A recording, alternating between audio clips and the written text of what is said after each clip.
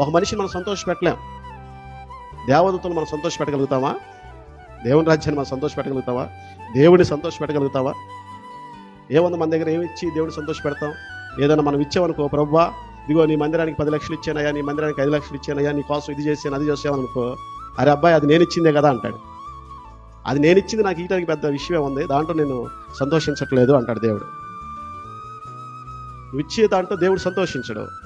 దేని విషయంలో దేవుని దూతలు సంతోషిస్తారంటే, ఒక పాపి తన పాపం విషయంలో మార్పు చెందినప్పుడు, పశ్చాత్తాపం నొందినప్పుడు దేవుడు సంతోషించేవాడు. హల్లెలూయా.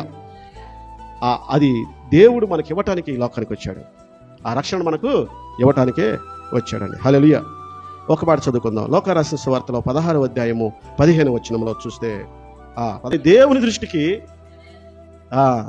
మన హృదయాలు ఏంటో ఎరుగునంట. నేను ఇక్కడ మంచోడు అని చెప్పి తలసొక్క వేసుకొని నేను తిరిగినంత మాత్రం నేను మంచోడిని అయిపోను. ఎవరి దృష్టిలో అయిపోను? దేవుని దృష్టిలో అయిపోను. ఏదో 10 మందికి నేను బట్టలు పంచడం ద్వారా మంచోడిని అయిపోను, లేదా 10 మందికి నేను సహాయం చేయడం ద్వారా మంచోడిని అయిపోనండి. అర్థమవుతుందా? యేసు క్రీస్తుని ఎరిగినప్పుడే నేను మంచోడిని అవుతా.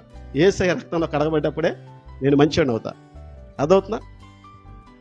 నేను మార్పు లేకుండా, మారు మనసు పొందకుండా, పశ్చాత్తాపం చెందకుండా నేను ఎన్ని మంచి కార్యాలు చేసినా దేవుని దృష్టికి అవి ప్రీతికరమైనవి కావన్నమాట. చూడండి, మనుషుల్లో ఘనంగా ఎంచబడినది దేవుని దృష్టికి అది అసహ్యము అంట. మనుషులు ఏం చేస్తూ ఉంటారు? పొగుడుతూ ఉంటారు, ఘనంగా ఎంచుతూ ఉంటారు. నువ్వు అది, నువ్వు ఇది అని జనం పొగుడతారు. ఆ పొగిడించుకున్న వ్యక్తి ఉన్నాడే, లేదా మన్నలు పొందుకున్న వ్యక్తి ఉంటాడే, మనుషులందరూ ఏం చేస్తారండి?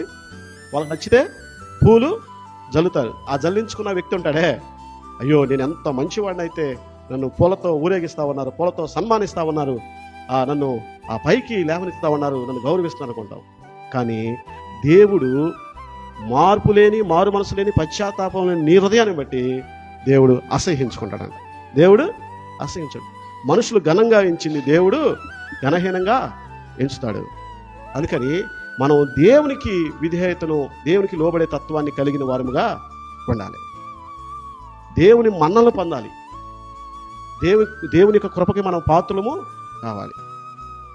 దేవుని వైపు చూసే వారిగా మనము ఉండాలండి.